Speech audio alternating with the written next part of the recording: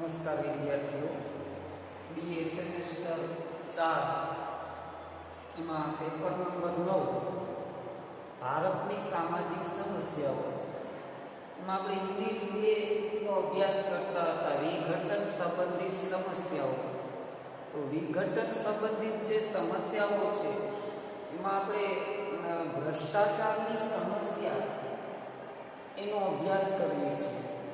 તેમાં ભ્રષ્ટાચારનો અર્થ, એનું સ્વરૂપ જોયું.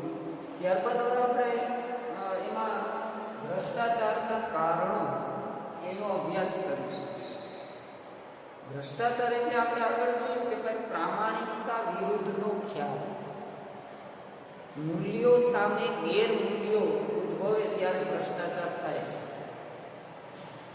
પ્રામાણિકતા સામે અપ્રામાણિકતાની પરિસ્થિતિ નિર્માણ પામે ત્યારે ભ્રષ્ટાચાર થાય છે. તો આ આપણે આગળ એનું સ્વરૂપ પણ જોયેલું. હવે એના કારણોમાં પ્રથમ કારણ છે ઉપભોક્તાવાદ. કે આધુનિક જીવનશૈલીમાં ઉપભોક્તાવાદ છે એ પણ ભ્રષ્ટાચાર એની એક આડ પેદાશ છે. ઉપભોક્તાવાદ એટલે ઉપભોગ કરવો. આધુનિક વસ્તુઓ, આધુનિક જીવનશૈલી એનો ઉપભોગ કરવો, અને એ એક ભૌતિકવાદનો સુખ કેન્દ્રિત ખ્યાલ છે. કે અત્યારે મનુષ્ય એવું વિચારે કે સુખ શેમાં છે, તો કે ભાઈ ભૌતિક સુખ સુવિધાઓ.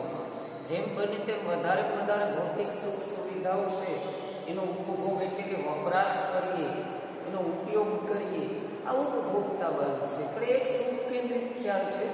અને એ એટલે જે સુખ છે ગમે તેમ કરીને વધારે પૈસા કમાય અને વસ્તુનો ઉપભોગ કરવો, આ એવો એક ખ્યાલ છે. અને ઉપભોગ કહેવામાં આવે છે. એમાં ભૌગોલિક વિલાસનું જે જીવન છે કે ભાઈ આરામદાયક જિંદગી, ખૂબ આવક થવી જોઈએ, કોઈ પણ ચીજ વસ્તુઓ છે, ભૌતિક સુવિધાઓ છે એની ખામી ન હોવી જોઈએ. તો આવી એક મહત્વકાંક્ષા હોય છે. અને આ મહત્વકાંક્ષા આધુનિક જે જીવનશૈલી છે એમાં જે રહેતી પેઢી છે એ વધારે રાખે છે. અને એમાં ઉપભોગની વિવિધ વસ્તુઓની પ્રાપ્તિ અને પ્રદર્શન ઉપર ભાર મુકાય છે. કે અલગ અલગ પ્રકારની વસ્તુઓ છે એની પ્રાપ્તિ કરવી, કોઈ પણ ભોગે પ્રદર્શન કરવું, સમાજમાં દેખાવ કરવો. તો આજે આના માટે થઈ અને આવક હોવી જરૂરી છે. એટલે ઘણા બધા કેટલાક રાજ્ય સેવકો કે જેને આપણે કર્મચારીઓ કહી શકીએ, કે જે કાયદેસરના મહેનતાણા કે પગારમાં આવી ઉપભોક્તાવાદી જીવનશૈલી ન જીવી શકતા હોય, અને આ જ ન જીવી શકવાના કારણે એ લોકો છે ભ્રષ્ટાચાર કરવા માટે થઈને પ્રેરાતા હોય. કે નવી જરૂરિયાતો, નવી વસ્તુઓની ખરીદી કરવી, સુખ સુવિધાઓ ઊભી કરવી. તો ઓછા પગારમાં આવું ન બનતું હોય એટલે ભ્રષ્ટાચાર કરવા તરફ પ્રેરાતા હોય.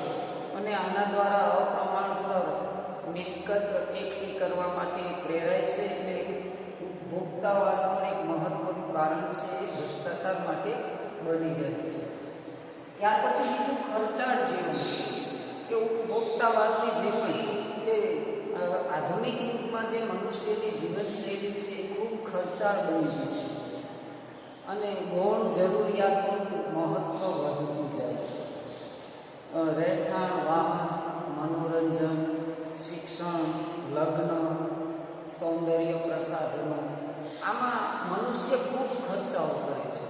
કે એક કોઈ પણ જાણકારી વગર, વિચાર્યા વગર ખર્ચો કરતો હોય છે. અને ખર્ચાળ જીવનશૈલીના કારણે કેટલાક કર્મચારીઓ છે એ ભ્રષ્ટાચાર આચરવા તરફ દોરાતા હોય એવું પણ એક સર્વેમાં જાણવા મળ્યું.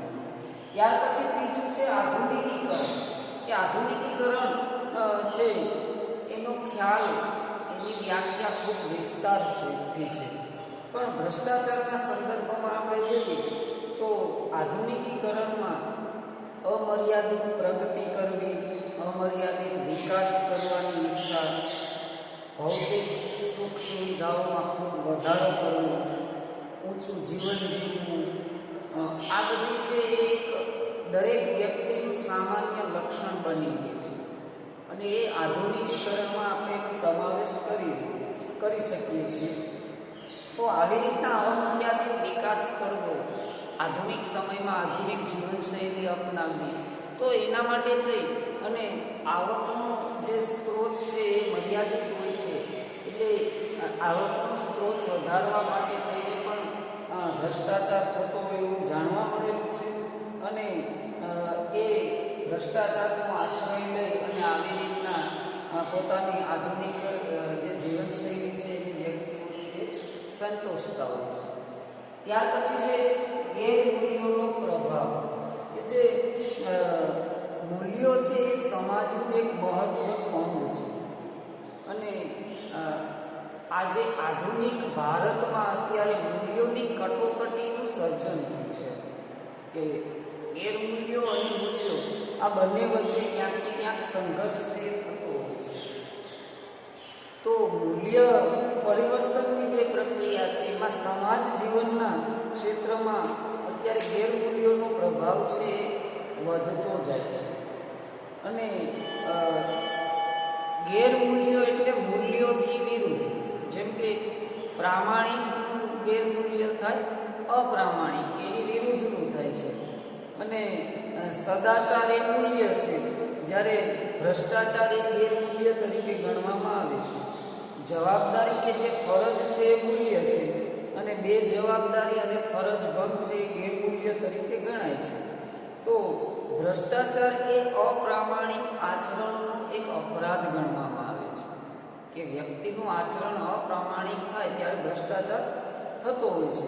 તો આવી રીતના ઘણા બધા રાજ્ય સેવકો એટલે કે કર્મચારીઓ છે એ ગેરમૂલ્યના પ્રભાવ હેઠળ તેમના હોદ્દાનો દુરુપયોગ કરવા પ્રેરાતા હોય છે.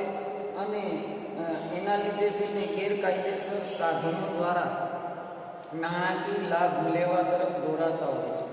કિંમતી વસ્તુની લાંચ લેવી, ત્યારબાદ અન્ય રોકડ રકમ લેવી, તો આ બધી ગેરમૂલ્યોનો પ્રભાવ આધુનિક સમયમાં આપણને જોવા મળે છે. એટલે એ લોભ લાલચને વશ થઈ અને આવી રીતના ભ્રષ્ટાચાર કરવા તરફ ઘણા કર્મચારીઓ છે એ દોરાતા હોય છે. ત્યાર પછી જોઈએ તો પાછું અદ્રશ્યતા, કે ભ્રષ્ટાચાર છે એ એક અદ્રશ્ય છે. દરેકને ખબર હોય છે કે ભ્રષ્ટાચાર થાય છે, પણ એની સામે કોઈ અવાજ નથી ઉઠાવતો અને એ એક અનુચિત અને અનૈતિક માનવામાં આવે છે. એટલે ભ્રષ્ટાચાર છે કોઈ દેખાતો નથી, બધાને ખબર હોય છે. એક કાનૂનભંગ વર્તન ગણવામાં આવે છે, એક નકારાત્મક વર્તન ગણવામાં આવે છે. આને લીધે જે રાજ્ય સેવકો છે એ છુપી રીતે ભ્રષ્ટાચાર છે આચરતા હોય છે. અને એમાં લાંચ, અંગત વગ, હોદ્દાનો દુરુપયોગ છે, તો એ અન્ય વ્યક્તિના ધ્યાનમાં ન આવે એવી રીતના પ્રક્રિયાઓ છે કરવામાં આવતી હોય છે. કોઈ જોઈ ન જાય એવી રીતના ભ્રષ્ટાચાર કરવામાં આવતો હોય છે. એટલે ભ્રષ્ટાચારમાં એક પ્રકારની અદ્રશ્યતા પણ જોવા મળે છે. અને એ જે ભ્રષ્ટાચાર છે કોઈ જોઈ ન જાય, કોઈને માહિતી ન મળે એવી રીતના થતો હોય છે. અન્ય વ્યક્તિ કદાચ જોઈ જાય, કાંઈ માહિતી હોય છતાં પણ એની સામે અવાજ નથી ઉઠાવી શકતા. એની જાહેરાત કરવામાં કે પોલીસને જાણ કરવામાં વ્યક્તિઓ છે ખચકાટ અનુભવતા હોય છે, અથવા એક ભયની લાગણી અથવા ઉદાસીનતા સેવતા હોય છે. તો આવી રીતના એ ભ્રષ્ટાચાર છે દ્રષ્ટિગોચરતા એમાં છે એ ઓછી છે, દેખાય ઓછું. એમાં અંગત વર્તુળ, વિશ્વાસુ, કુટુંબીઓ, પાડોશીઓ એના પૂરતો એ મર્યાદિત હોય છે કે અંગત લાભો છે એને મળતા હોય છે. અને મોટાભાગના કિસ્સાઓમાં એમાં સત્તાનો દુરુપયોગ થતો હોય છે. અદ્રશ્યતા માટે ભય, સંકોચ, ઉદાસીનતા છે એ પણ જવાબદાર છે. કે વ્યક્તિને ભય હોય છે કે પોલીસ ખાતામાં કે અન્ય જગ્યાએ આ ભ્રષ્ટાચારની જાણ કરવાથી આપણને પણ ક્યાંક ને ક્યાંક નુકસાન થશે, આવી એક માનસિકતા બંધાયેલી હોય છે. પરંતુ નાના મોટા કૌભાંડો અને લાંચ લેવાના કિસ્સાઓ પ્રકાશમાં આવતા રહે છે, કે અમુક કિસ્સાઓ પ્રકાશમાં આવતા રહે છે જે દર્શાવે છે કે ભ્રષ્ટાચાર એ એક ઓપન સિક્રેટ છે, કે એને ઓપન સિક્રેટ પણ માનવામાં આવે છે. પણ અદ્રશ્યતા છે એ ભ્રષ્ટાચારને એક પોષણ આપે છે, કે જે છુપી રીતે આચરવામાં આવે છે, તો એ પણ એક મહત્વનું કારણ બની ગયું. ત્યાર પછી છે સામાજિક વિઘટન, કે આ પણ એક મહત્વનું કારણ છે કે સમાજમાં સામાજિક દરજ્જાઓ અને ભૂમિકાઓની વ્યવસ્થામાં જે ભંગાણની પરિસ્થિતિ ઉદ્ભવે છે તો એને સામાજિક વિઘટન કહી શકીએ. તો આવી સ્થિતિમાં વ્યક્તિગત સભ્યો ઉપર જે વર્તનના નિયમો છે એની અસર ઘટી જાય છે અને વ્યક્તિ છે એ પોતાની સ્થિતિ, માનસિક સ્થિતિ નબળી પડી જાય, મૂલ્યોનો પ્રભાવ ઓછો થઈ જાય, ત્યારે એ ભ્રષ્ટાચાર કરવા તરફ પ્રેરાતો હોય છે અને એ પોતાની કાર્યાત્મકતા ગુમાવી દે છે. સામાજિક નિયંત્રણ છે એના ઉપર ઓછું હોય છે અને આવી સ્થિતિમાં, આ વિઘટનની સ્થિતિમાં વ્યક્તિ છે ભ્રષ્ટાચાર કરવા તરફ પ્રેરાતો હોય છે અને એમાં ક્યાંક ને ક્યાંક પૂર્ણ અને આંશિક રીતે પણ વિઘટનની પ્રક્રિયા છે જવાબદાર હોય છે. તો ત્યારબાદ જોઈએ તો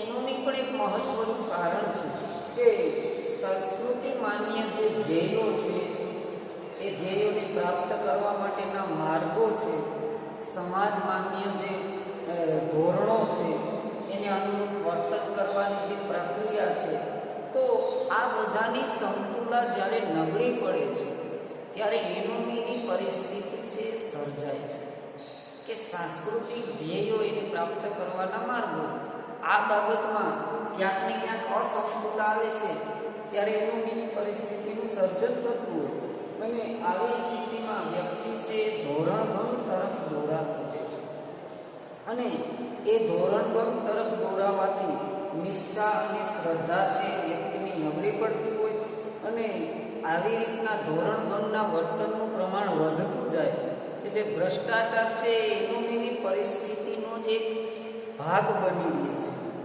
અને સંપત્તિ સંચય માટે જે અપનાવેલો માર્ગ છે કે ભાઈ જેમ બને વધારે મિલકત એકઠી કરવી, તો એક સંસ્કૃતિ વિરુદ્ધનું ધ્યેય પ્રાપ્તિનો માર્ગ છે. ભાઈ મિલકત એકઠી કરવી એ બરોબર છે, પણ અપનાવેલો માર્ગ છે કે જે ભ્રષ્ટાચાર દ્વારા મિલકત એકઠી કરવી, એ અપનાવેલો માર્ગ છે એ સંસ્કૃતિમાં જે ભંગાણની પરિસ્થિતિનું સૂચન કરે છે. તો આવી રીતના એ ધીમે ધીમે ભ્રષ્ટાચારનો વ્યાપ અને વિસ્તાર છે વધતો જાય છે. ત્યાર પછી આગળનું છે લગ્ન વ્યવહાર અને દહેજ પ્રથા, કે જે લગ્ન વ્યવહાર છે ભારતમાં અને દહેજ પ્રથાઓ છે એમાં નાણાકીય જરૂરિયાતો ખૂબ ઊભી થતી હોય છે અને એને એક પ્રતિષ્ઠા સાથે સંકળવામાં આવે છે કે સારી રીતના ધામધૂમપૂર્વક લગ્ન કરવા તો એક પ્રતિષ્ઠા ગણાય, એક આવી સમાજમાં માન્યતા છે. વધારેમાં વધારે દહેજ દીકરીને આપવું, ભેટ સોગાતો આપવી, એ પણ એક પ્રતિષ્ઠા સાથે સંકળાયેલું છે. આ એક સમાજની માન્યતા છે. તો આવી રીતના લગ્નના વ્યવહારો અને દહેજ પ્રથાને પહોંચી વળવા માટે થઈ અને કેટલાક મા બાપો છે ગેરકાનૂની રીતે નાણાં એકઠા કરવા માટે પ્રેરિત થતા હોય અને એવી કોઈ પ્રવૃત્તિઓ કરતા હોય છે. તો આવી રીતના છે એના દ્વારા પણ ભ્રષ્ટાચારની સમસ્યા છે એને પ્રોત્સાહન મળતું જોવા મળે છે.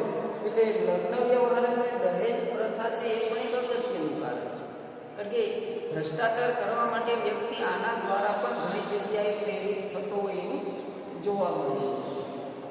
ત્યાર પછી નવમું છે કારણ સાંસ્કૃતિક પુષ્ટિ, કે જે ભ્રષ્ટાચાર છે એ અનાચરણને પુષ્ટિ અને ટેકો એટલે કે પીઠબળ આપે છે. પણ સાંસ્કૃતિક રીતે જોઈએ તો ભ્રષ્ટાચાર છે એ દુરાચરણ છે, એ આચરણ સારું આચરણ નથી ગણવામાં આવતું. છતાં પણ ભ્રષ્ટાચારી લોકો છે એ એ કોઈને કોઈ રીતે એમાંથી માર્ગ કાઢી લેતા હોય છે. જેમ કે ભ્રષ્ટાચારની લોકો ટીકા કરે છે, એનો વિરોધ કરે, અયોગ્ય કે અનૈતિક ગણતા હોય છે, પરંતુ વ્યવહારમાં એને સ્વીકારી લે છે કે પોતે પણ ભ્રષ્ટાચાર કરતો હોય અને બહાર જઈને પાછા ભ્રષ્ટાચારની ટીકા પણ કરતા હોય. એવી રીતના મને કમને એમાં સાંસ્કૃતિક પુષ્ટિ જે વ્યક્ત થતી આપણને જોવા મળે છે.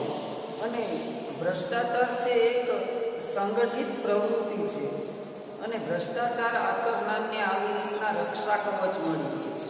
એની સામે કોઈ વિરોધ નથી કરતું, વિરોધ કરે પણ સ્વીકારી પણ લે છે કે ભાઈ ભ્રષ્ટાચાર છે ચાલ્યા કરે. તો આવી રીતના એને એક રક્ષા કવચ મળી રહે, એટલે એને પીઠબળ અને ઉત્તેજન મળતું રહે છે. એટલે સાંસ્કૃતિક જે પુષ્ટિ છે એ પણ ભ્રષ્ટાચારને ટકાવી રાખવામાં બહુ મહત્વનો ભાગ ભજવે છે. ત્યાર પછી 10મું છે છટકબારીના ધોરણો, કે જે ભ્રષ્ટાચાર કરનારને જૂથ દ્વારા પ્રોત્સાહન આપવાની પ્રથાઓમાં છટકબારીના ધોરણો છે વ્યક્ત થાય છે. સમાજમાં જે લાંચ લેવા કે આપવા ઉપર પ્રતિબંધ મૂકે છે, પણ છતાં પણ એમાં ક્યાંક ને ક્યાંક છટકબારીના ધોરણો છે આપણને જોવા મળે છે.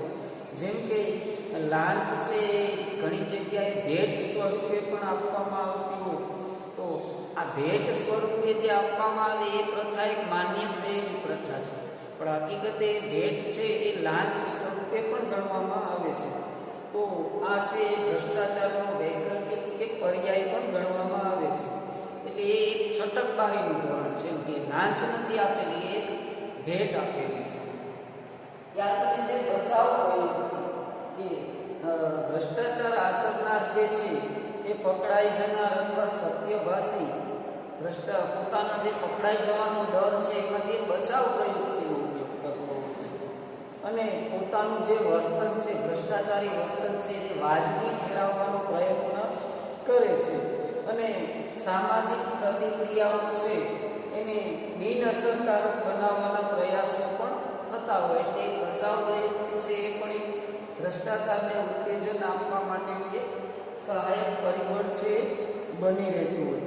ત્યાર પછી જોઈએ તો 12મું કારણ છે સામાજિકરણમાં ખામી, કે જે વ્યક્તિનું સામાજિકરણ જે થવું જોઈએ એમાં પણ ક્યાંક ને ક્યાંક આજના સમાજમાં આપણને ખામી જોવા મળે છે.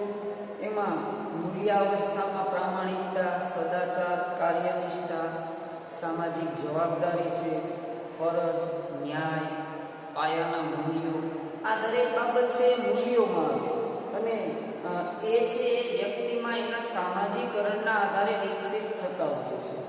પણ સામાજિકરણની પ્રક્રિયામાં આ મૂલ્યોનું સિંચન છે જે થવું જોઈએ એ રીતે ન થતાં ક્યાંક ને ક્યાંક જે નોકરશાહી માળખામાં કામ કરતી વ્યક્તિઓ છે એમાં ગેરમૂલ્યોનું સિંચન થતું આપણને જોવા મળે છે. અને આવી રીતના જે મૂલ્યોનું સિંચન થાય એમાં ક્યાંક ને ક્યાંક સામાજિકરણ નિષ્ફળ જતું હોય અને એ વ્યક્તિ છે ઉપભોક્તાવાદની અસરમાં આવી જતો અને આ ઉપભોક્તાવાદની અસરના લીધે વ્યક્તિ છે ભ્રષ્ટાચાર કરવા તરફ પ્રેરાય. ત્યાર પછી અંતિમ કારણ છે નબળી બદલા પદ્ધતિ, નબળો અમલ અને નબળી સજા પદ્ધતિ, કે જે ભ્રષ્ટાચાર કરનાર વ્યક્તિ છે એને સજા છે એનો અમલ કાં તો લાંબા ગાળે થતો હોય અથવા એને જે સજા આપવામાં આવે એ બહુ ઓછા પ્રમાણમાં હોય, એટલે એ પણ એક કારણ જવાબદાર છે. નબળી બદલા પદ્ધતિ, કોઈ ઈમાનદાર માણસ છે, ઈમાનદાર કર્મચારી છે, એ પોતાની રીતના પોતાની નિષ્ઠાથી કાર્ય કરતો હોય તો એને જે બદલો આપવામાં આવે છે એ એના પ્રમાણમાં ઓછો હોય છે. અથવા આધુનિક સમયમાં જે નિષ્ઠાવાન કર્મચારીઓ છે એને પ્રમાણમાં મહેનતાણું એટલે કે પગાર છે ઓછો મળવાના કારણે પોતાની જરૂરિયાત સંતોષી નથી શકતા, એટલે એનો એક જે કાર્ય જુસ્સો છે એ નબળો પડતો જોવા મળે. તો આવી રીતના વ્યક્તિ છેલ્લે હિંમત હારી થાકી અને પણ ભ્રષ્ટાચાર કરવા તરફ દોરાતો. ત્યાર પછી નબળો અમલ અને નબળી સજા પદ્ધતિ, કે જે સજા પદ્ધતિ છે એનો અમલ કાં તો ક્યાંક ને ક્યાંક ન્યાયતંત્રમાં નબળો થતો હોય તો પણ વ્યક્તિને પ્રોત્સાહન મળે, ભ્રષ્ટાચાર કરતી વ્યક્તિને. અને જે સજા પદ્ધતિ છે એમાં પણ ક્યાંક ને ક્યાંક નબળાઈઓ જોવા મળતી હોય છે. જેમ કે પકડાઈ જાય તો એ વ્યક્તિ જ્યારે ભ્રષ્ટાચાર કરતો પકડાઈ જાય તો એમાંથી છટકી જવા માટે પણ એ ફરીવાર ભ્રષ્ટાચાર કરતો હોય છે. તો આ જે નીતિ છે કે ભ્રષ્ટાચાર કરીને છટકી જવું, તો એ પણ એક ભ્રષ્ટાચારને પ્રોત્સાહન આપે છે. ને આવી રીતના સમાજમાં છે એ ભ્રષ્ટાચારનું પ્રમાણ છે વધતું જાય છે. તો આવી રીતના ભ્રષ્ટાચારના અહીં જે 13 કારણો આપવામાં આવેલા છે એ અહીં પૂર્ણ થાય છે.